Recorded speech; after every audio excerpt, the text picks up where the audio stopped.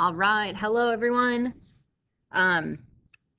We are looking at section 7.3, which is special products of polynomials. So our essential question for today is, what are the patterns in the special products? So we're trying to find special patterns. If you look at the special polynomials that we're looking at today, you have a plus b, whoops, didn't mean for that to happen. You've got a plus b times a minus b. Then you've got a plus b squared, and then you've got a minus b squared.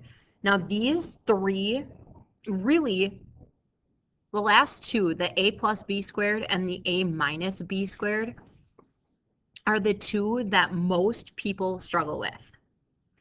And I'll kind of talk to you about them actually on the next slide. So let's take a look at this next slide. So here's our core concept: the square of a binomial pattern. Okay, you guys, so here's what happens. When you have a plus b squared, it is not just a squared plus b squared. That is a big no-no in math. Okay, you're not just taking the first term squaring it and the second term and squaring it. What actually happens is you are taking the binomial of a plus b, and you're just taking it and a plus b again. So what you're actually ending up doing is you're foiling or box methoding or whatever your first two terms, your outsides, your insides, and your lasts. So you really, really need to understand that you are just taking a plus b, you're setting it next to itself. So a plus b times a plus b, and you're multiplying. Okay? So in the end, let's see, I'll just rewrite that. So you've got a plus b times a plus b. You're actually going to end up with a squared plus ab plus ab plus b squared. And then from there, that'll turn into a squared plus 2ab plus b squared. And if you notice, that's exactly what you end up getting right here. Okay, now, basically what they're doing in this example is they're kind of showing you a shortcut.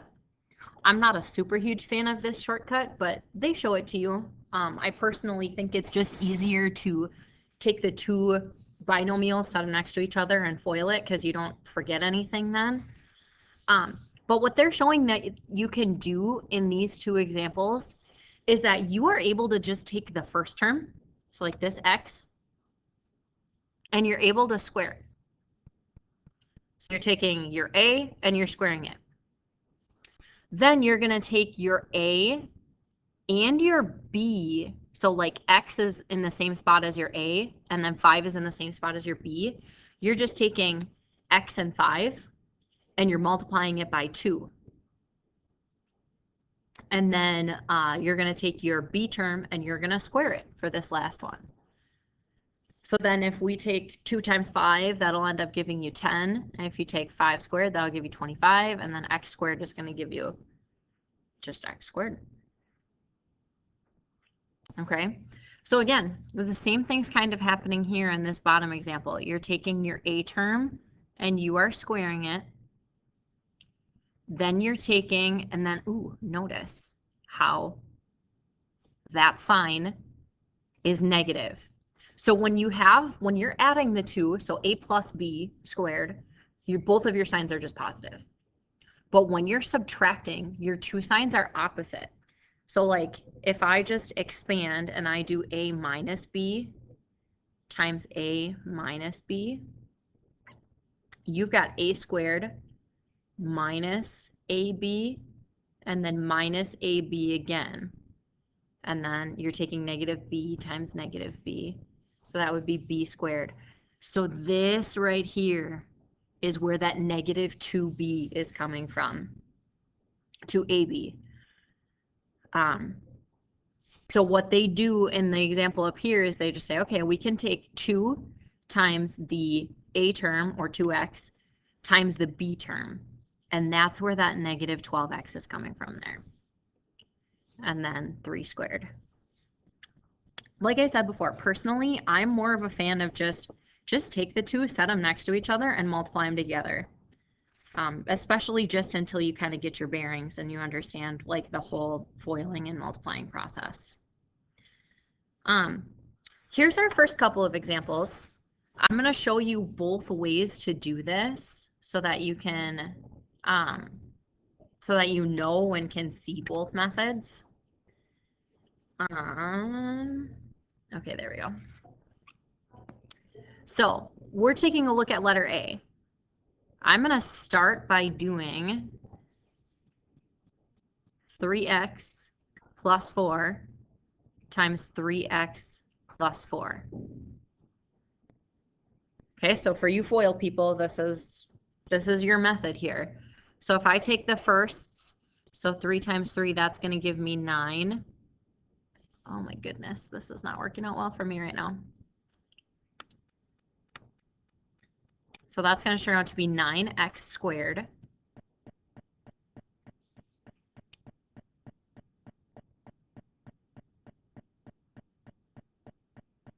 Then I'm going to go to the outsides, and that's going to be 12x.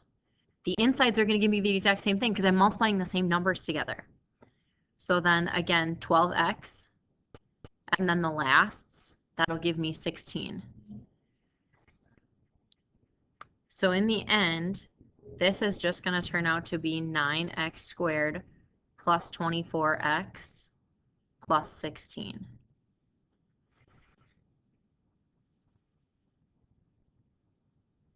Now, if I want to do it where it is just, where I'm just doing that method that they kind of showed you on the last slide,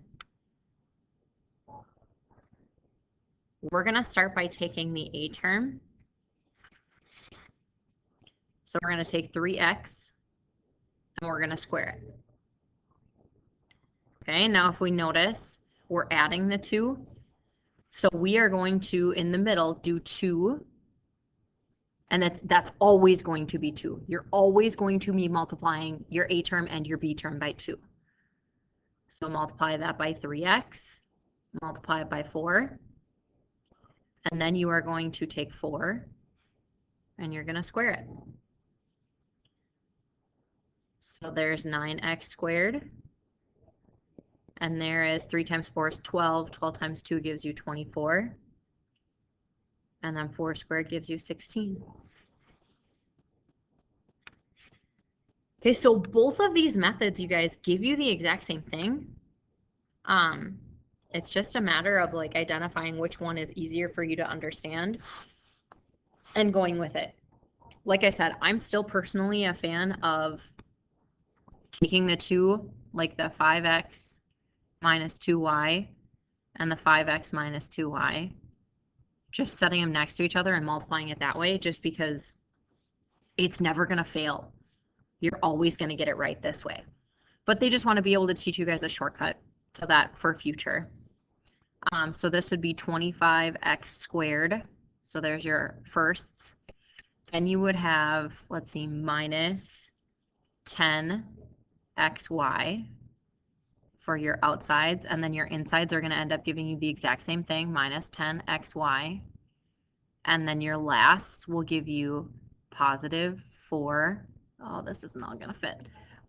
Positive 4y squared. I know you can't see that very well, but so yeah, you end up coming up with that. And then if you simplify, 25x squared minus 20xy plus 4y squared. Okay, so again, just for, example's sake, I'll show you the other method just so that you guys can check to see if you actually understand it. Okay, so you're going to take your first term, you're going to take that 5x, and you're going to square it. You have to square both pieces. Now this time, notice how you've got the negative in between. So your first term, or your middle term, that's going to be -2. Instead of on the last one, it was +2. This time it's -2. You're going to take your A term, which is 5x. And then you're going to take your B term. You're not going to do -2y. You are solely just dealing with the 2y. Okay, so do not do -2, because then what's going to happen is you're going to take -2 and -2, and that's going to give you positive, and we want this to turn negative. Okay, and then in the end, that's going to be positive, and then you're going to take the 2y, and you are going to square it. So then again, you've got 25x squared, and then back here, 2 times 5 times 2, so 2 times 5 is 10. 10 times 2 gives you 20. And then that's x and y. Don't forget you've got two different variables here. And then plus 4y squared. Okay, so two different methods, but you end up getting the exact same answer. Okay, now on this next slide, I want you guys to just try these 4 problems on your own. See what you come up with. I'm going to pause the video and I'm going to get all of my solutions up there. Do your own method. Do which one that you like the best, the one that you understand the best, and make it your own. All right, so I'm just going to reformat this really quickly, and then I'm going to pause the video. And then you guys go ahead and try these, and let's see if we come up with the same thing. All right. Sorry, guys. I got a little annoyed with writing because I had to write with my finger because I forgot my stylus pen at home. So I've been writing with my finger and I got annoyed with it. So I just started typing. But it doesn't matter, you guys. Either way you did it, you came up with the exact same answers. Maybe you tried both methods, which would have been really cool. I didn't ask you to, but if you did, that's awesome. But anyway, for the first one, you should have gotten x squared plus 14x plus 49. For the second one, 49x squared minus 42x plus 9. For the third one, 16x squared minus 8xy plus y squared. And then for the fourth one, 9m squared plus 6mn plus n squared. Okay, now we're basically going to be working backwards. So now that you kind of identified how to come up with the solution, now we're going to work backwards where you guys are going to be given 2 binomials and you are going to multiply them together so that you can come up with the basic answer. So one thing to kind of notice here is that you have 2 different signs. You have positive and you have negative. Look at what happens to your answer. It turns out being negative.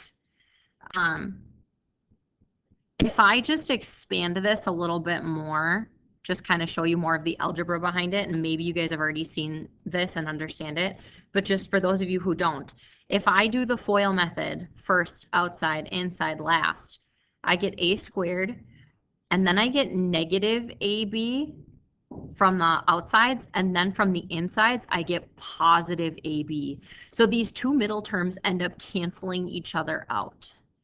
So that's really how that ends up canceling, is because your 2 middle terms turn out to be just opposites of each other. So they cancel each other out, and that's how you come up with that A minus B squared. I want that to be a pen and it's not working for me. All right, A minus B squared, and that's A squared. So that's how that A squared minus B squared comes about. So again, if you kind of look here at the other example on the right-hand side, if I do the first, that gives me x squared. If I do the outsides, that's negative 3x. If I do the insides, that's positive 3x. And then the lasts give me negative 9. So these just cancel each other out, leaving you with x squared minus 9. So these next 5 examples should go fairly fast. Okay, so just looking at example A, firsts give you t squared. Outsides give you negative 5t. Insides give you positive 5t. And then lasts give you negative 25. These end up being opposites. So you get t squared minus 25. And you guys, I don't care if you still want to do the box method with these, that's totally fine. Like we've shown before. They turn out to be the exact same. So I really, it doesn't bother me whichever method you like. If you're sitting there thinking you have to do the FOIL method for these, you really don't. Okay? All right, let's do letter B quick. So that's going to be 9x squared. This is going to be negative 3xy. The insides are going to be positive 3xy. And then the lasts are going to be negative y squared. Okay, so these end up canceling each other out, leaving you with 9x squared minus y squared.